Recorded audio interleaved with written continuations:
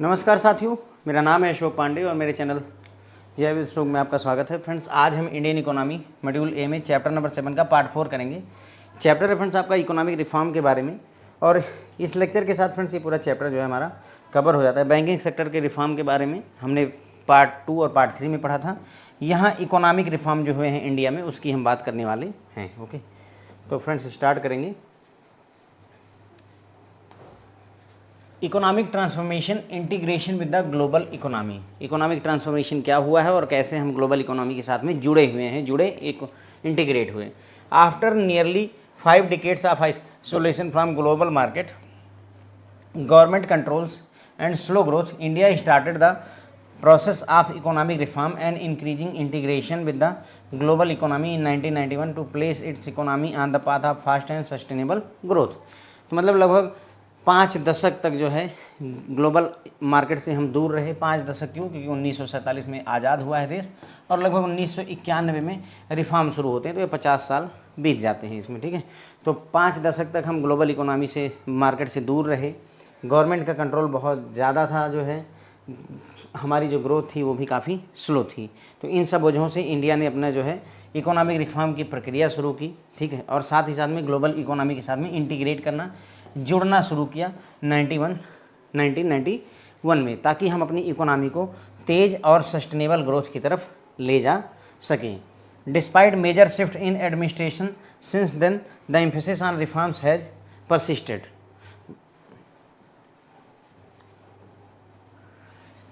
बहुत सारा एडमिनिस्ट्रेशन में मेजर शिफ्ट हुआ है, लेकिन उसके बावजूद भी जो रिफॉर्म की प्रक्रिया थी उस पर जोर लगातार बना रहा। क्या मतलब है? मतलब प्रधानमंत्री बदलते रहे, पार्टियां बदलती रहीं देश में, लेकिन उसके बावजूद भी जो रिफॉर्म का एजेंडा था वो कंटिन्यू रहा है।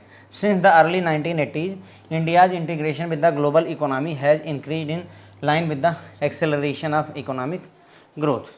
1980 की शुरुआत से ही इंडिया का जो इंटीग्रेशन था ग्लोबल इकोनॉमी के साथ में, वो इकोनॉमिक ग्रोथ को आगे बढ़ाने में मदद किया। मतलब कहने का ये है कि हम दुनिया के साथ जुड़े, जिसकी वजह से हमारा बिजनेस बढ़ा, हमारी इकोनॉमी बढ़ी। इंटरनेशनल ट्रेड, जो कि सम होता है एक्सपोर्ट और import of goods and services का, express in terms of GDP.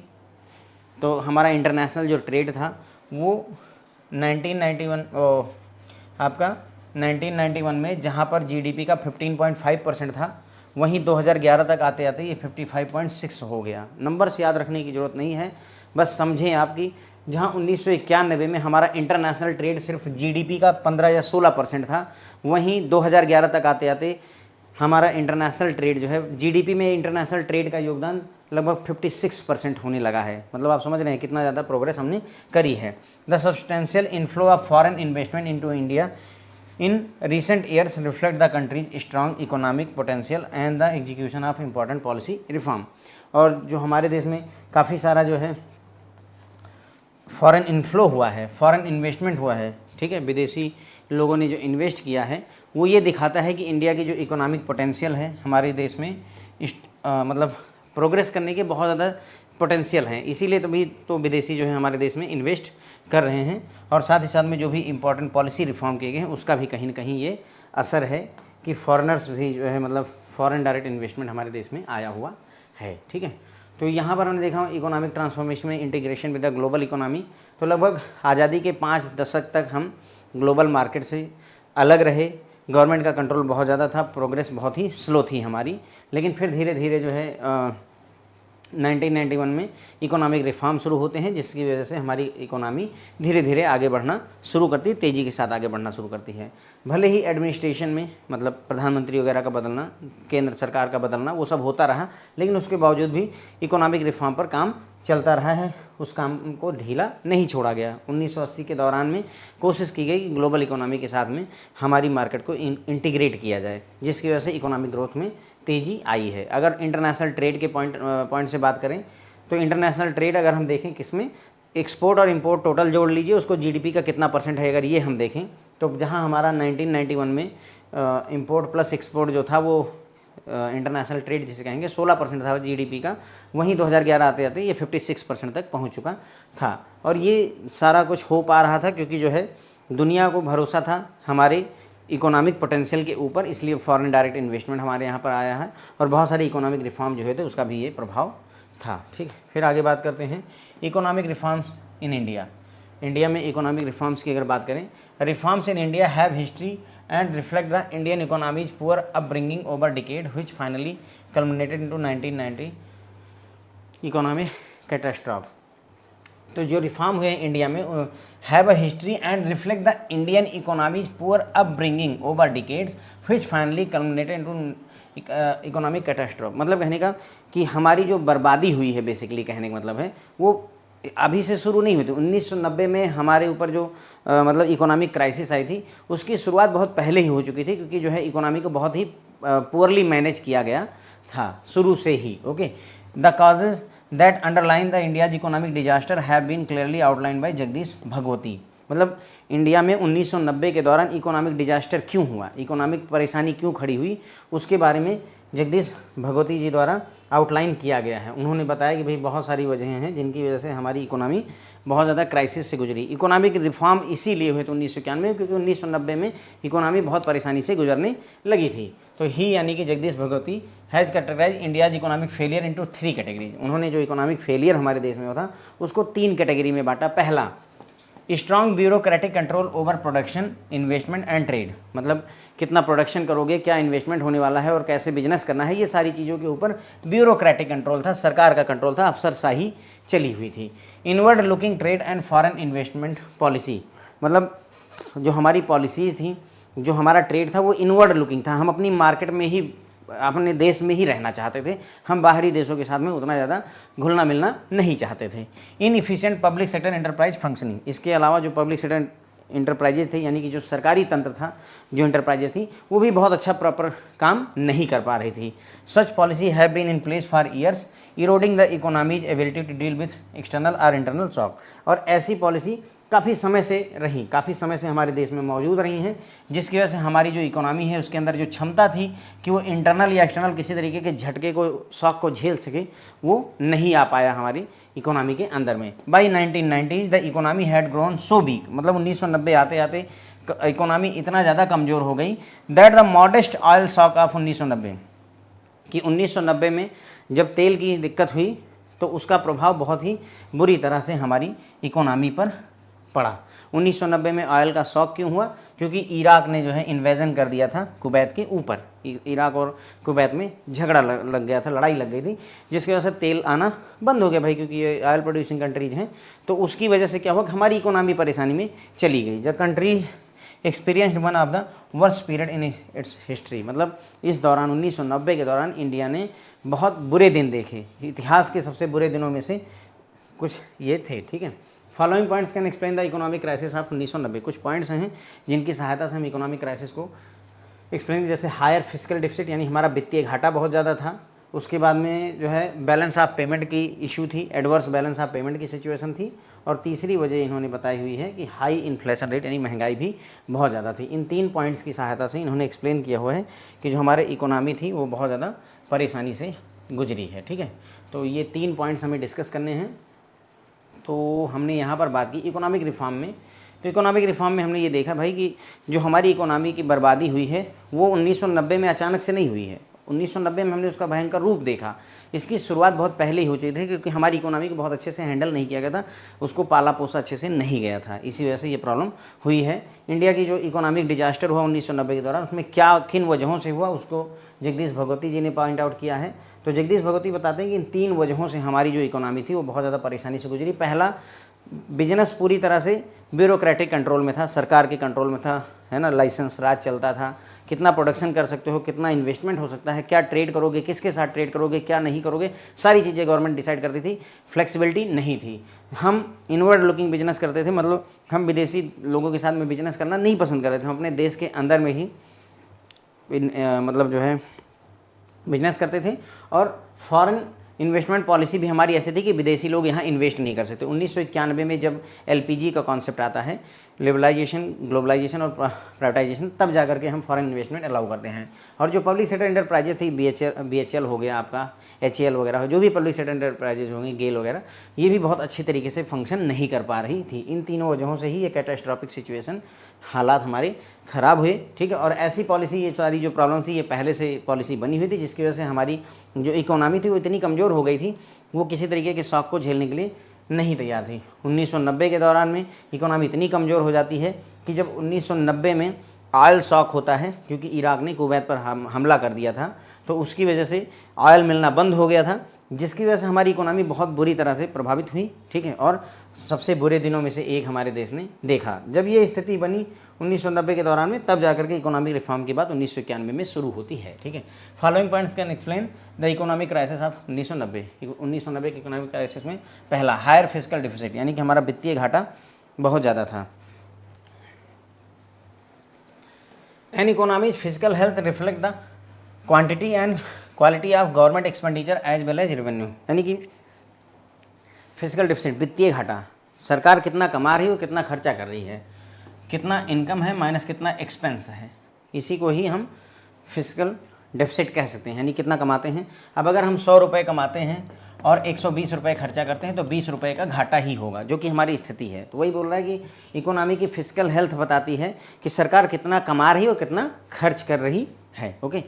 Over spending leads to increase borrowing and interest cost. अब अगर ज़्यादा खर्चा करोगे, 120 रुपये खर्चा करोगे, 100 कमाओगे, 120 खर्चा करोगे, तो उसकी वजह से तुम्हें ज़्यादा उधार लेना पड़ेगा। भाई खर्चा करोगे तो 20 रुपये चाहिए ना, और अगर उधार लोगे तो बदले में तुम्हें इंटरेस्ट भी देना पड़ेगा, जो भी लोन लिया है उसमें इंटरेस्ट भी आपको देना पड़ेगा। तो जो गवर्नमेंट जो है एक्सपेंडिचर बढ़ाई हुई थी, खर्चा बढ़ाया हुआ था गवर्नमेंट ने, और ख़ास करके नॉन डेवलपमेंटल वर्क के लिए, उसने इकोनॉमिक हेल्थ को बहुत ज़्यादा प्रभावित किया। नॉन डेवलपमेंट मतलब कोई ऐसा चीज़ नहीं बना रहे जिससे कि हमें डेवलपमेंट का मतलब, जैसे रोड बनाना, पुल बनाना, ये सब चीज़ें ना करके नॉन डेवलपमेंट वर्क में खर्चा करने से इकोनॉमिक हेल्थ जो है बहुत ज़्यादा ख़राब हो गई। हायर फिस्कल डिफिसिट ने हमने देखा भाई कि जो गवर्नमेंट है हमारी, वो खर्चा कर रही है बहुत सारा पैसा, लेकिन नॉन डेवलपमेंटल एक्सपेंडिचर हैं वो, जिससे हमारी इकोनॉमी की हेल्थ ख़राब होती गई।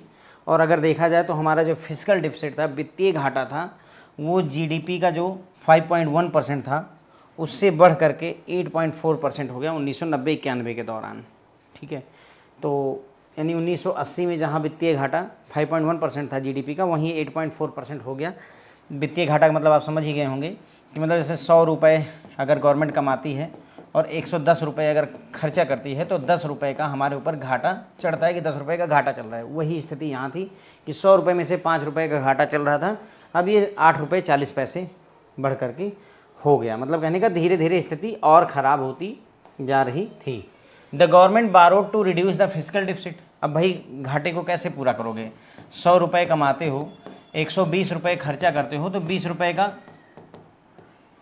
ओवर एक्सपेंडिचर कर रखा है, तो इसको कम करने के लिए उधारी लेकर आओगे। हम जनता से लेकर आए, मान लो हम 15 रुपये उधार लेकर आए, तो अब हमारा सिर्फ 5 रुपये उधार रह गया, सिर्फ 5 रुपये वित्तीय घाटा रह गया, लेकिन 15 रुपये उधार भी तो लेकर आए, अब इस पर ब्याज भी देना शुरू कर रहे हैं, हमें करना पड़ेगा। तो वही बोल रहे हैं कि गवर्नमेंट ने बारोइंग बढ़ाई, उधारी बढ़ाई फिजिकल डिफिसिट को घटाने के लिए, causing the domestic debt to rise from 33.3% of GDP in 1980 से 50% इन 90-91। मतलब जो हमारी उधारी थी, जहाँ 33% थी 1980 में, वो बढ़ करके उधारी GDP का 50% हो गई। यानी कि GDP जितनी है उसका 50% हम उधार लिए बैठे थे, हालात ऐसे हो रखे थे। It increase the burden of debt payment from 2% से 3.8% ऑफ GDP। अब मतलब हमारी स्थिति ये है कि हम जहाँ डेट में 2% पे करना था GDP का, वहाँ अब हमें 3.8% पे करना है। तो मतलब दीज फिगर्स आर इररिलेवेंट। मतलब मैं ये नहीं कह रहा हूँ कि आप इसको याद रखिए, पर समझने की बात है कि हाँ हालात क्या हो रहे हैं, ठीक है। नंबर्स नहीं मायने रखते, लेकिन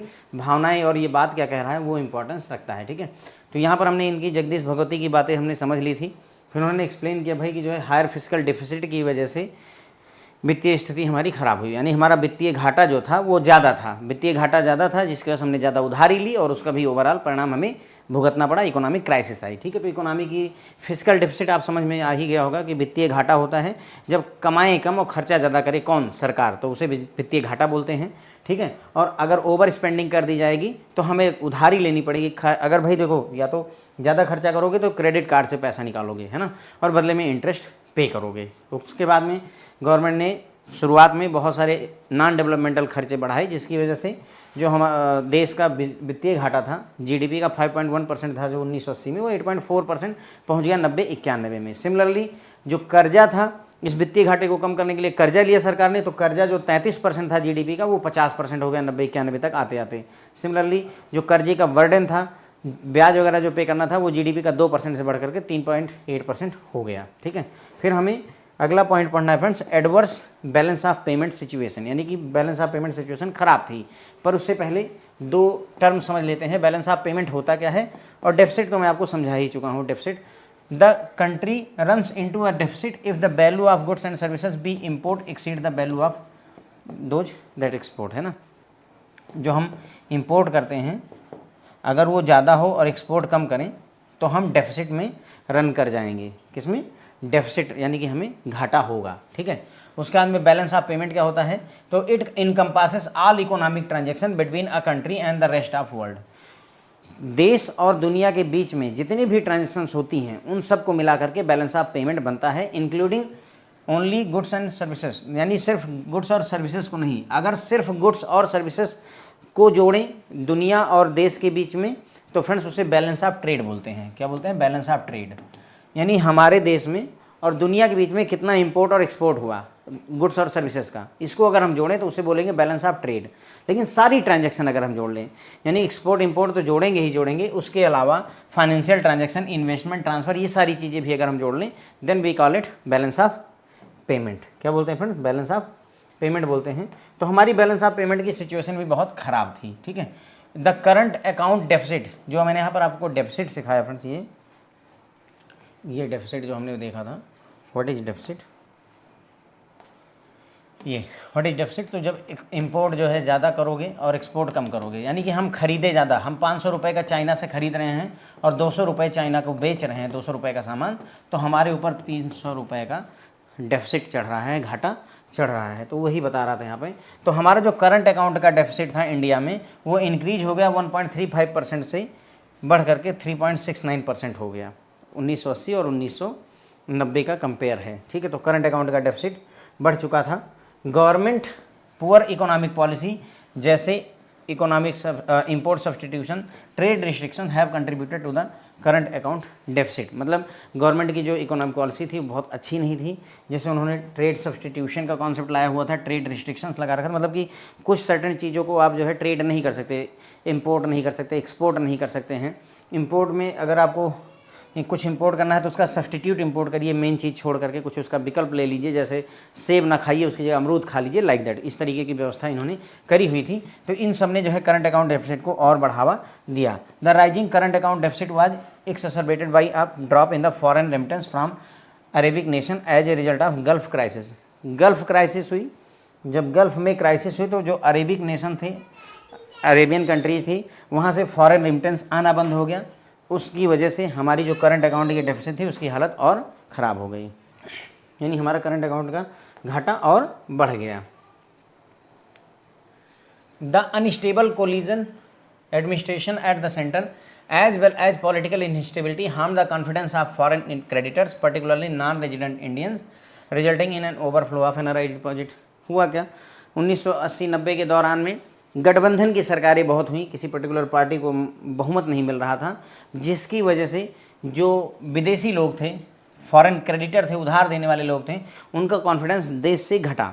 ठीक है, अगर स्टेबल सरकार रहती है तो विदेश जो है, विदेश के लोग हमारे ऊपर भरोसा रखते हैं। अगर गठबंधन की सरकार रहती, पता नहीं कब कौन किसकी कुर्सी खींच ले और सरकार ही गिर जाए। ऐसी सिचुएशन में विदेशी लोगों का हमारे ऊपर से कॉन्फिडेंस कम था, जिसकी वजह से नॉन रेजिडेंट इंडियन जो था उन्होंने जो है अपने डिपॉजिट निकालने शुरू कर दिए, इंडिया से लेकर के डिपॉजिट विदेशों में ले जा करके डिपॉजिट करना शुरू कर दिया। तो ये भी कहीं ना कहीं फॉरेन जो रिजर्व था वो भी हमारा यहाँ से जाने लगा। To lower the foreign exchange deficit the government resorted to external borrowing and as a result India's external debt increase to 12% of GDP to 23% of GDP. मतलब कहने का कि ये जो फॉरेन एक्सचेंज का हमारा जो घाटा हो रहा था, डेफिसिट हो रहा था, विदेशी मुद्रा में जो हमारी कमी हो रही थी, उसको पूरा करने के लिए विदेशी कर्जे लेने शुरू किए गए। एक्सटर्नल बारोइंग, विदेशों से कर्जा लेना शुरू किया। असर ये हुआ कि जहां हमारा विदेशी कर्जा जो था वो जीडीपी का 12% था 80 के दशक में, वो 90 के दशक में आते आते जीडीपी का 23% हो जाता है, यानी हमारा कर्जा बढ़ गया। The increase in foreign borrowing increase the debt payment burden from 15% of export revenue to 30% of export earning. मतलब चूँकि हमने विदेश से बारोइंग कर रखी है तो उधार तो ले लोगे, लेकिन उस कर्जे को चुकाना पड़ेगा, उसका ब्याज भी देना पड़ेगा। तो इन सब फ्रेंड्स, इन सब वजहों से क्या हुआ कि 15% जो एक्सपोर्ट रेवेन्यू था 1980 के दौरान, मतलब जो है जो विदेशी कर्जे का जो बर्डन था वो जितना भी हम एक्सपोर्ट करते थे उसका 15% था, उससे बढ़ करके ये 30% पहुँच गया। जितना भी हम एक्सपोर्ट करते उसका 30% तो केवल विदेशी कर्जा भाटने में चला जाता था, जो कुछ भी हम कमाते थे एक्सपोर्ट से। Foreign exchange reserve fell to a low of USD 1.2 billion equivalent to 2 weeks worth of import. मतलब उस समय जो हमारा फॉरेन रिजर्व था, फॉरेन एक्सचेंज रिजर्व यानी विदेशी जो हमारे पास पैसा होता है, वो 1.2 बिलियन पर आ गया था। और ये था कि अगर हमें इंपोर्ट करना है विदेशों से कुछ चीज़ इंपोर्ट करनी तो 2 हफ्ते का इंपोर्ट का ही पेमेंट हम इससे कर सकते हैं। सिर्फ 2 हफ्ते के इंपोर्ट की पेमेंट 1.2 बिलियन डॉलर से की जा सकती थी, जो कि बहुत ही कम है। यानी ऐसे समझिए कि हमारे पास जो फॉरेन रिजर्व है वो सिर्फ 2 हफ्ते तक जो है इंपोर्ट का पेमेंट करने के लिए सफिशिएंट है, इसके बाद में हमारी हालत ख़राब होगी, है ना। तो बहुत सारी प्रॉब्लम थी। India faced bankruptcy, see word देखिए, इंडिया फेस्ड बैंक्रप्सी, दिवालिया वाली स्थिति हमने फेस की, as it fail to satisfy its foreign debt obligation, क्योंकि हम विदेशी जो डेट का ऑब्लिगेशन था, जो कर्जा था हमारा, जो ब्याज पे करना था, जो कर्जा भरना था, वो हम भर ही नहीं पा रहे थे, इसलिए हम कहीं न कहीं दिवालिया होने की स्थिति में आ चुके थे। बात समझ रहे हैं कि मतलब स्थिति क्या बन गई हमारी, ठीक है। तो बैलेंस ऑफ पेमेंट में हमने देखा, बैलेंस ऑफ पेमेंट में सभी इकोनॉमिक ट्रांजैक्शन इंडिया और अदर कंट्री के बीच में जितनी भी इकोनॉमिक ट्रांजैक्शन होती, चाहे वो इन्वेस्टमेंट हो, चाहे वो ट्रांसफ़र हो, चाहे वो फॉरेन फाइनेंशियल ट्रांजैक्शन हो, चाहे इंपोर्ट हो, चाहे एक्सपोर्ट हो, सब मिला करके फ्रेंड्स बैलेंस ऑफ पेमेंट बनता है। डेफिसिट क्या होता है, करंट अकाउंट डेफिसिट क्या होता है, जब कंट्री इंपोर्ट ज़्यादा करे और एक्सपोर्ट कम करे, यानी कि हम सामान खरीदे ज़्यादा और बेचें कम, तो उसे डेफिसिट कहेंगे। तो बैलेंस ऑफ पेमेंट की सिचुएशन हमारी ख़राब थी। करंट अकाउंट डेफिसिट 1.35 से बढ़ करके 3.69 हो चुका था। गवर्नमेंट की इकोनॉमिक पॉलिसी अच्छी नहीं थी। इंपोर्ट सब्सटीट्यूशन और इंपोर्ट रिस्ट्रिक्शंस वगैरह लगा रखे थे, बहुत सारे रिस्ट्रिक्शंस थे, और इन सब ने जो है करंट अकाउंट डेफिसिट को और ज़्यादा बढ़ावा दिया। गल्फ़ क्राइसिस के दौरान में अरेबिक नेशन ने फॉरेन रेमिटेंस भेजना बंद कर दिया, जिसकी वजह से इस करंट अकाउंट डेफिसिट की स्थिति और ज़्यादा ख़राब हो गई। केंद्र सरकार बहुत ज़्यादा कोलिजन की गवर्नमेंट थी, मतलब गठबंधन की सरकार थी, जिसकी वजह से विदेशी लोगों का कॉन्फिडेंस, या हमारे देश के जो विदेश में लोग रहते हैं, एनआरआईज थे, उनका कॉन्फिडेंस देश से कम हुआ, जिसकी वजह से उन्होंने अपनी डिपॉजिट निकालनी शुरू कर दी, यहाँ से बाहर जाना शुरू हो गया डिपॉजिट का, ठीक है। उसके बाद में फॉरेन एक्सचेंज डेफिसिट को कम करने के लिए विदेश से कर्जा लिया गया। विदेश से कर्जा लेंगे तो उसका असर ये होगा कि आपको ब्याज भी ज़्यादा भरना पड़ेगा। तो स्थिति ये हुई कि हमारा कर्जा जो 1980 के दौरान में जीडीपी का 12% था विदेशी कर्जा, वो 90 में आते आते 23% हो चुका था। उसके बाद में जो फॉरेन बारोइंग थी हमारी, वो उसकी वजह से हमारा जो पेमेंट बर्डन था वो एक्सपोर्ट का 15% से बढ़ करके एक्सपोर्ट का 30% हो चुका था। हमारा जो फॉरेन एक्सचेंज रिजर्व था 1.2 बिलियन डॉलर था, वो भी बहुत ज़्यादा लो हो चुका था। तो इंडिया ने कहीं ना कहीं जो है बैंक्रप्सी की सिचुएशन फेस की, क्योंकि हम अपनी फॉरेन डेट ऑब्लिगेशन को फुलफ़िल नहीं कर पा रहे थे। तीसरी वजह जो थी हमारी इकोनॉमिक क्राइसिस आने की, वो थी हाई इन्फ्लेशन रेट, यानी महंगाई की दर बहुत ज़्यादा बढ़ी हुई थी। During 1990 and 91 the Indian economy experienced double digit galloping inflation. मतलब 1990-91 के दौरान डबल डिजिट यानी कि 12%, 11%, ऐसी स्थिति में हम जो है महंगाई फेस कर रहे थे। इन्फ्लेशन इतना ज़्यादा था, महंगाई इतनी ज़्यादा बढ़ी हुई थी। While the average annual rate of inflation was about 6.4% from 1980 से 89, इट स्काई रॉकेटेड टू 11.3% 1990 से 91। मतलब जहाँ 1980 से लेकर के 89 तक जो हमारा महंगाई की दर थी, इस 6.4% के रेट से बढ़ रही थी। महंगाई की दर मतलब सरसों का तेल 100 रुपये का था, तो अगले साल ये 106 रुपये 40 पैसे का हो गया। अगले साल ये लगभग जो है 114 रुपये के आसपास हो गया, लाइक दैट। ये होता है महंगाई का बढ़ना। और ये स्थिति 1990 में आते 11.3% के आसपास हो गई, यानी कि जो 100 रुपये का सरसों तेल है वो 113 रुपये 112 रुपये का बिकना शुरू हो गया। The main cause for the huge increase in price was the massive scale deficit financing and subsequent increase in the money supply carried out through out the 1980s। अब ये महंगाई क्यों बढ़ी थी?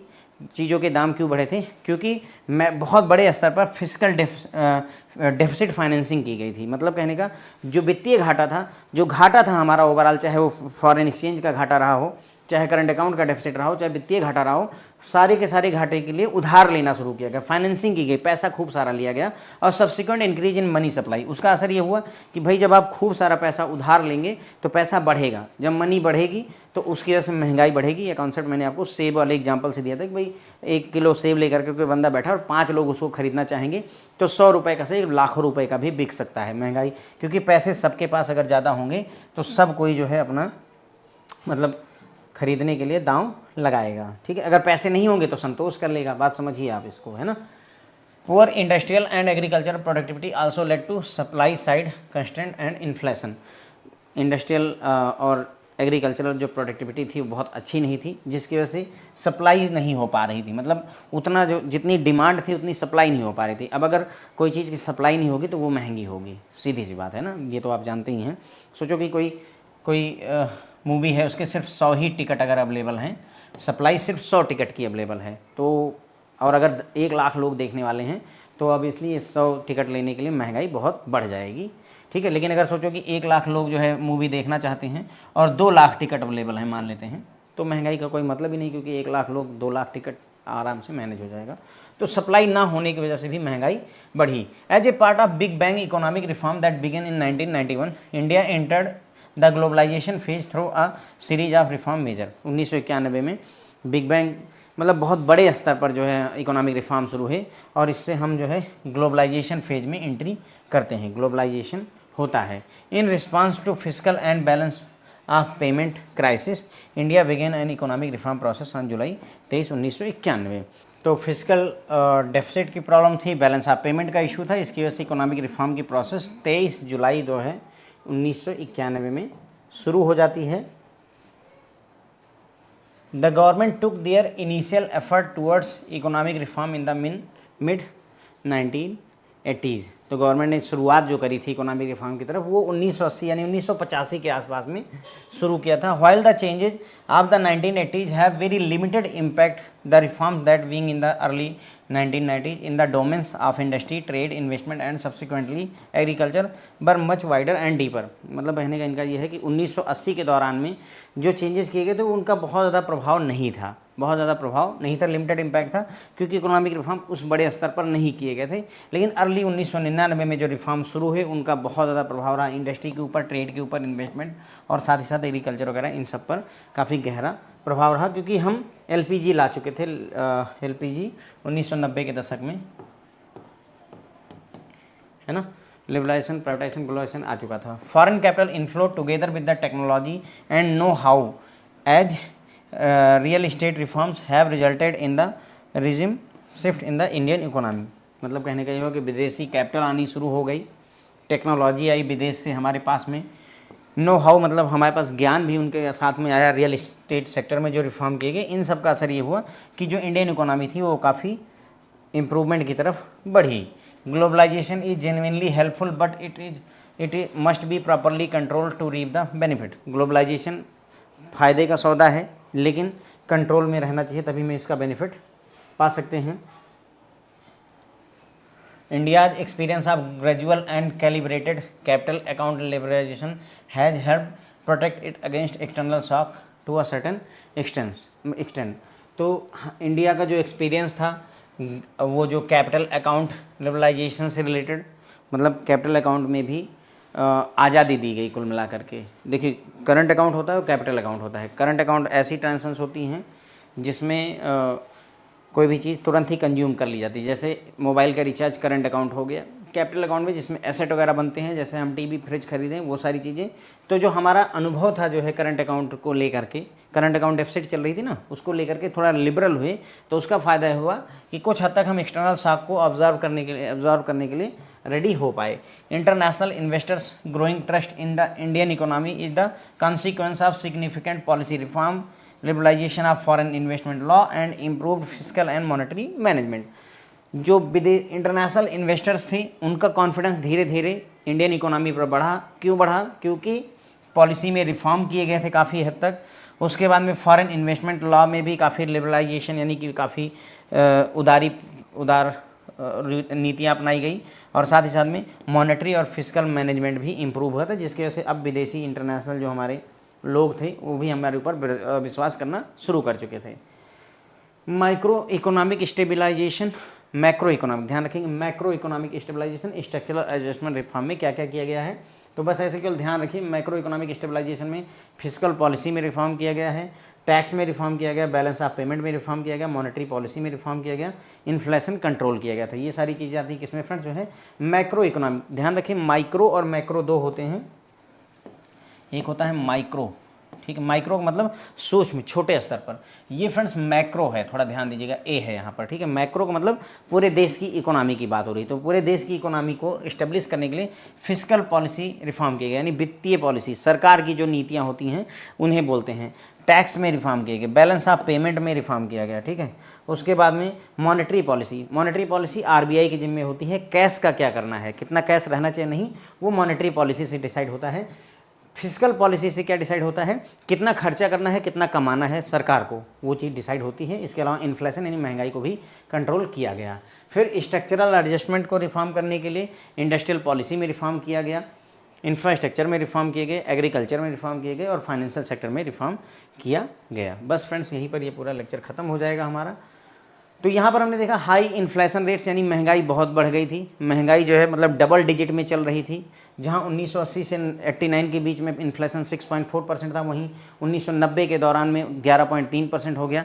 मेन जो वजह थी ऐसा क्यों हुआ, ये प्राइस इतना इंक्रीज क्यों हुआ, मैसिव स्केल पर क्यों इंक्रीजमेंट हुआ है, तो उसकी वजह थी डेफिसिट फाइनेंसिंग। मतलब डेफिसिट फाइनेंसिंग का मतलब जो घाटा था, जो हमारा घाटा था उसको पूरा करने के लिए हमने कर्जा लिया तो हमारे पास मनी का ओवरफ्लो हो गया, मनी बढ़ गई। जब मनी बढ़ती है तो महंगाई बढ़ती है, पैसा लोगों की जेब में बढ़ेगा तो महंगाई बढ़ेगी।